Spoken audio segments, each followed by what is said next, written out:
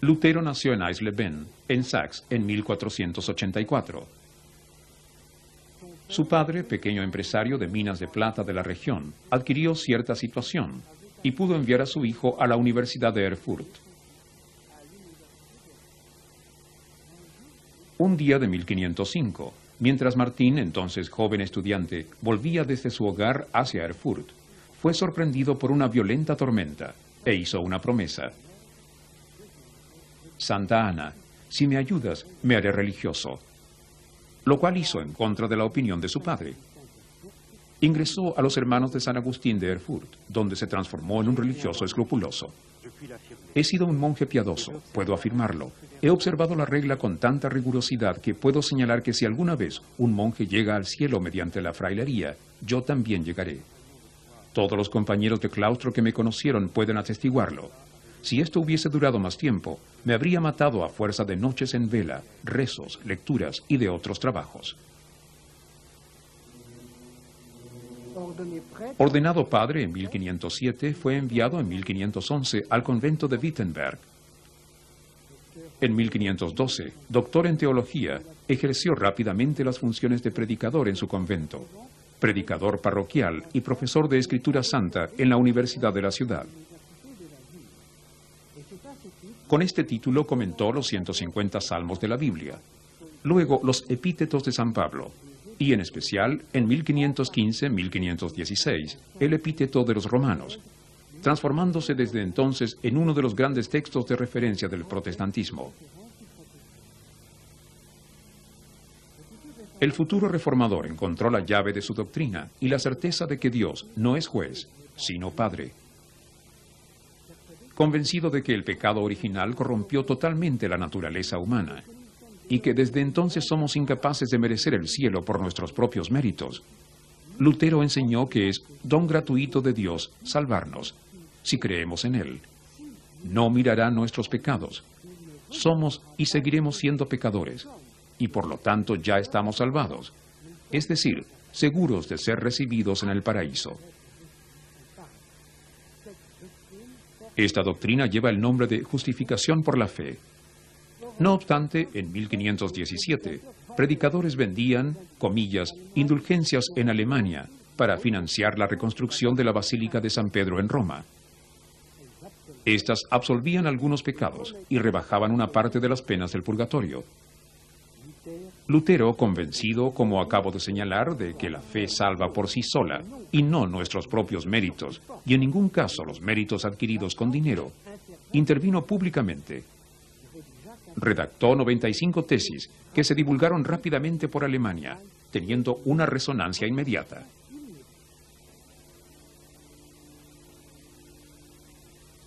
El que da a los pobres o presta a los necesitados actúa mejor que el que compra indulgencias. Antes de tener riquezas superfluas, los cristianos deben preocuparse de lo que necesitan en sus hogares y no malgastar en la compra de indulgencias.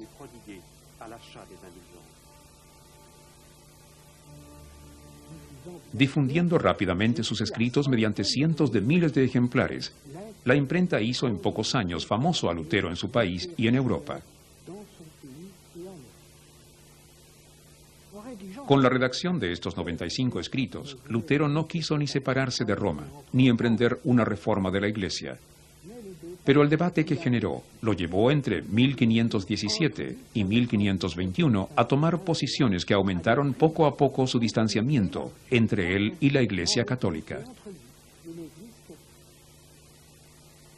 En 1518 y 1519 tuvo que afirmar progresivamente que desde el pecado original, el hombre perdió la libertad de hacer el bien por su propia fuerza, y que la autoridad de la Santa Escritura es superior a la de los papas y los concilios. Luego, en 1520, publicó 3 principales escritos, titulados «Llamado para la nobleza cristiana de la nación alemana». Allí reafirma el principio del sacerdocio universal, que señala que todos los bautizados son padres, y no solo los clérigos. Esto significaba cuestionar la jerarquía de la Iglesia católica. El segundo escrito, El cautiverio babilonio de la Iglesia, acusaba a Roma de haber sometido toda la vida cristiana al estrecho control de los sacramentos. Lutero solo reconocía a dos, el bautismo y la cena, es decir, la Eucaristía. Reprochaba a la Iglesia el haber transformado la confesión en un medio de servidumbre de los fieles. El tercer tratado, relativo a la libertad de los cristianos, no era de carácter polémico. Afirmaba que el cristiano debía su libertad a Dios, quien es la fortaleza del alma. En 1521, Lutero completó sus escritos con un tratado. Vuelve a utilizar este título, sobre los votos monásticos, rechazándolos y desestimando todas las órdenes religiosas. Pero para esa fecha ya se había consolidado la ruptura con Roma, y Lutero había establecido los tres fundamentos de la doctrina reformada. Las Escrituras por sí solas, sin las añadiduras de la Iglesia, solo la gracia, es decir, el don gratuito de Dios que nos salva a pesar de nuestras indignidades. Solo la fe por medio de la cual creemos que Jesús, habiendo muerto, ha borrado todos nuestros pecados. En noviembre de 1520 se publicó en Alemania una bula del Papa León X, declarando heréticas 41 fórmulas sacadas de las obras de Lutero. El 10 de diciembre, este la quemó públicamente en Wittenberg. En abril del año siguiente, Lutero fue llamado a Worms. Ante la Dieta, una reunión de príncipes y de las ciudades libres del imperio, el joven emperador Carlos V estaba presente. Lutero asistió, negándose a retractarse. No puedo ni quiero retractarme, porque no es seguro ni sincero actuar en contra de su conciencia. Que Dios me sea eterno. Amén. Fue puesto en los límites del imperio. Nadie debía recibirlo. Cualquier persona podía matarlo o bien entregarlo a la justicia. Sin embargo, jinetes enviados por su príncipe, el duque Federico de Saxe, lo llevaron y resguardaron en el castillo de Labardo, donde se quedó durante un año, y comenzó la traducción en alemán del Nuevo Testamento. Luego regresó a Wittenberg, donde tuvo una existencia muy plena. El año 1525 fue en particular muy importante para él. Se casó con una ex religiosa, con la que tuvo 6 hijos. Además, tuvo que tomar partido en la Guerra de los Campesinos, que en ese momento se iniciaba en una parte de Alemania. Lo hizo redactando un violento escrito, titulado Contra las bandas saqueadoras y mortales de los campesinos, que luego fue objeto de muchos reproches. Finalmente, siempre en 1525, escribió contra el gran humanista Erasmo, un tratado sobre el siervo albedrío, lleno de fórmulas de manera terminante. Erasmo había afirmado en una obra sobre el libre albedrío que, a pesar del pecado original, el hombre conserva la posibilidad de volcarse por sus propios medios hacia el bien. Lutero, por el contrario, convencido de que el pecado original nos subyugó totalmente hacia el mal, respondió a Erasmo que la voluntad humana no es libre para elegir un maestro. Solo Dios es quien elige si concede a alguien la salvación, o bien, por el contrario, lo deja con Satanás. Es la predestinación. Erasmo siguió siendo católico. En los años que siguieron, Lutero tuvo también que polemizar con otros protestantes, cuyas posiciones sobrepasaban las suyas. Se lanzó contra los anabaptistas, que de acuerdo con su denominación querían reemplazar el bautismo de los niños por el de los adultos. También se opuso al reformador de Zúrich, Zwingli, que en la cena no veía sino un ritual recordatorio para conmemorar la última cena de Jesús con sus discípulos. Lutero, por el contrario, mantenía la creencia de la presencia real de Cristo en la ceremonia de la Eucaristía. A causa de estos conflictos, el luteranismo tuvo que redefinirse, lo cual hizo mediante la Confesión de Augsburg, que data de 1530, y que se transformó en la Carta de la Reforma Luterana. Esta se expandió rápidamente por buena parte de Alemania, pese a la hostilidad de Carlos V y de los príncipes que se mantuvieron católicos. Estos, en una dieta realizada en 1529, quisieron volver a poner en vigor el edicto de Worms, colocando a Lutero en los límites del imperio. 6 príncipes y 14 ciudades libres protestaron, denominándoseles así protestantes. En las regiones que aceptaron la reforma, la misa fue reemplazada por oficios en el idioma del país. Se abolió la jerarquía eclesiástica de la Iglesia romana, así como también el culto a los santos, la confesión obligatoria, los días de ayuno y el no comer carne el viernes. Los pastores que reemplazaron a los padres podían casarse. Al morir Lutero en 1546, y todavía más al momento de la paz de las religiones de Augsburg, en 1555, 2/3 de Alemania se habían hecho luteranos, así como también Escandinavia, los Países Bajos y parte de Austria. En la última parte de su vida, Lutero mantuvo una gran potencia de trabajo. Fue él quien inventó la fórmula del catequista mediante la pregunta y respuesta. Su traducción completa de la Biblia, primera edición en 1534, se transformó en un monumento de la literatura alemana. Podemos decir que cambió el curso de la historia.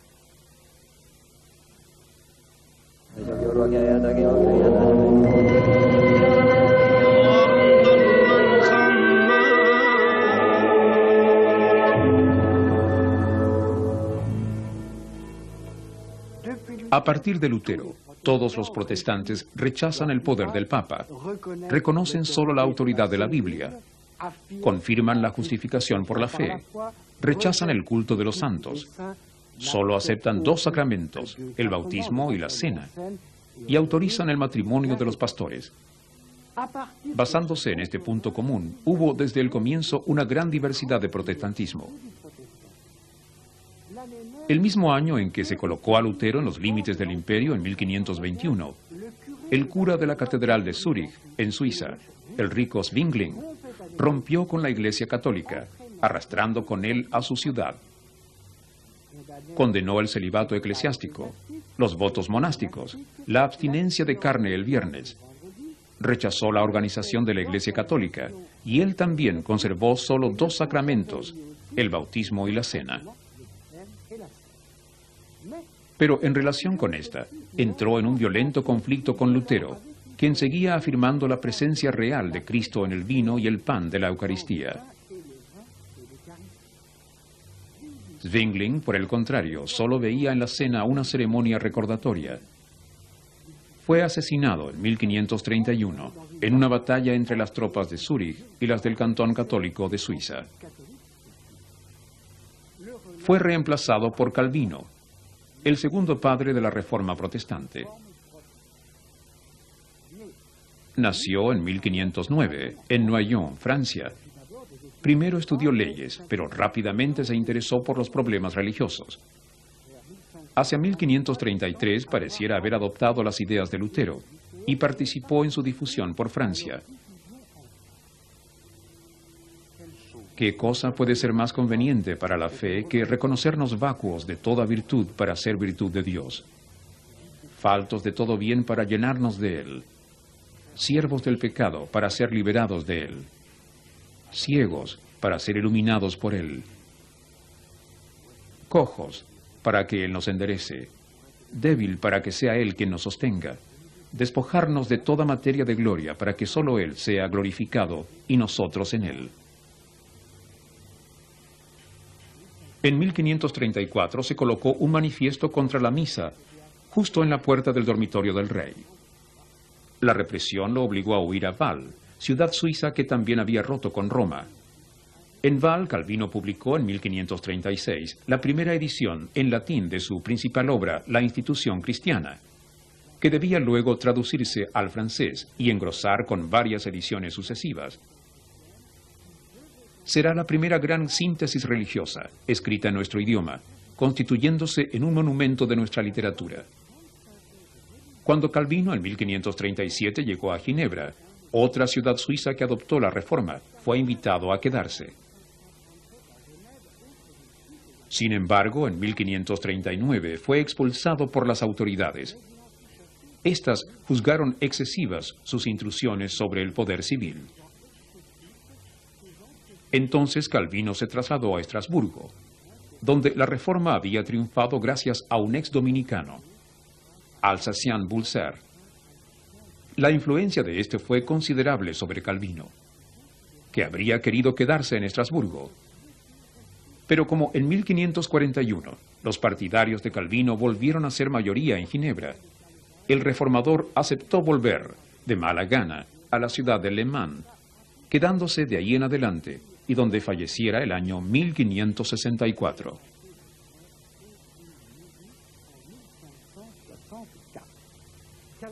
Calvino aceptó lo esencial de las ideas de Lutero, acentuando la afirmación de éste en cuanto a la predestinación. Pero discrepó con él sobre la cuestión muy debatida en el siglo XVI de la presencia real en la Eucaristía. Para él, sin duda, es Cristo lo que el creyente recibe, pero de manera puramente espiritual. La copa por la que damos gracias y la comunión en la sangre de nuestro Señor Jesucristo fue vertida para la multitud.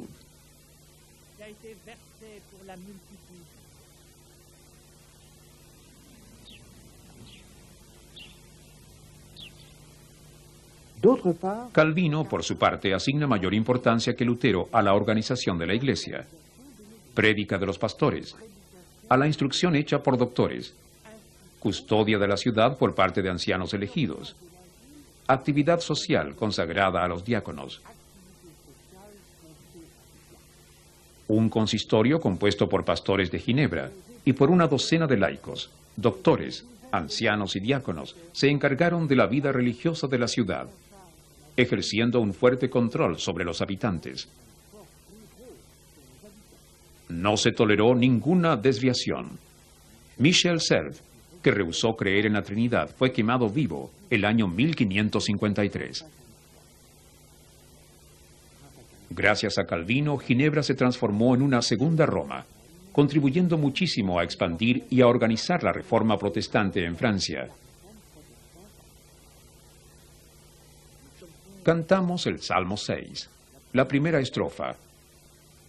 Señor, que ves la pena donde mi pecado me lleva.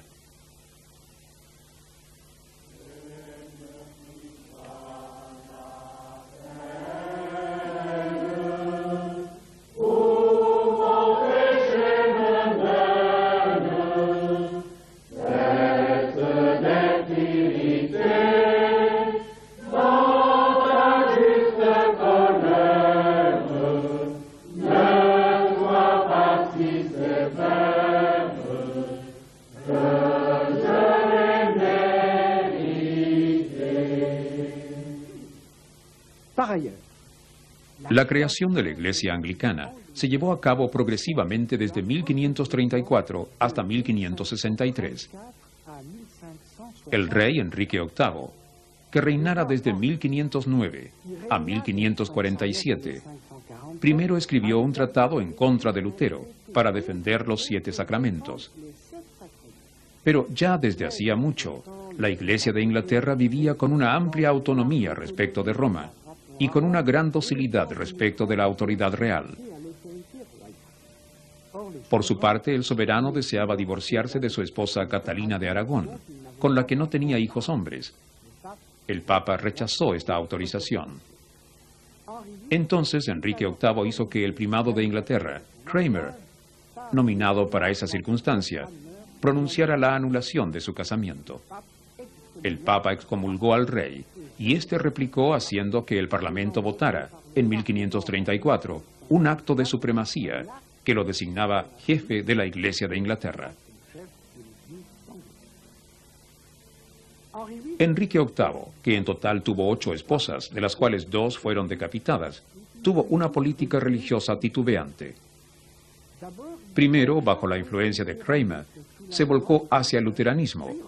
Tomó una posición más cercana a la tradición católica, pero sin reanudar nunca relaciones con Roma.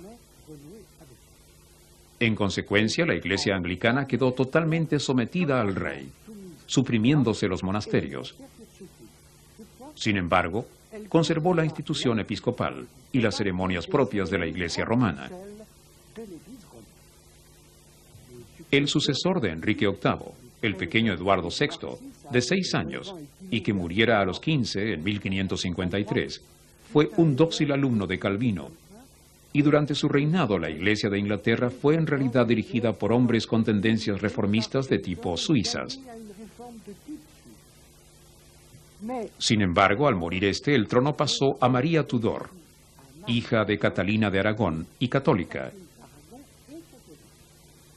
Ella reinó desde 1553 hasta 1558 y volvió a llevar a Inglaterra al catolicismo, persiguiendo brutalmente a los oponentes.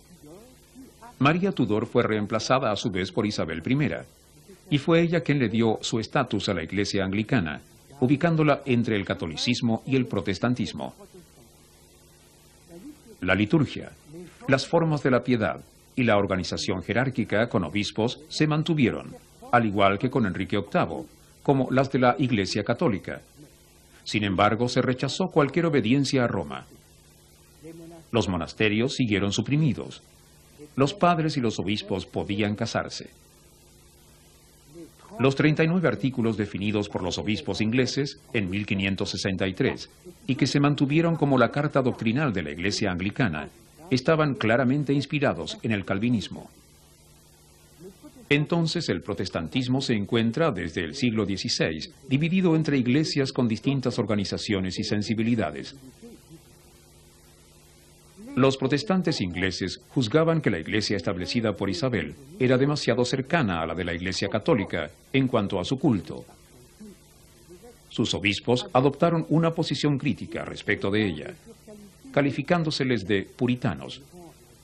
Durante la Guerra Civil Inglesa de 1642 al 49 y durante la dictadura de Cromwell de 1653 al 59, este desenterró el poder y suprimió la organización episcopal que los Estuardo restauraron cuando recuperaron el trono en 1660. Los puritanos ingleses, perseguidos por las autoridades políticas y religiosas a principios del siglo XVII, emigraron a partir de 1620 hacia lo que es hoy día la región noreste de los Estados Unidos.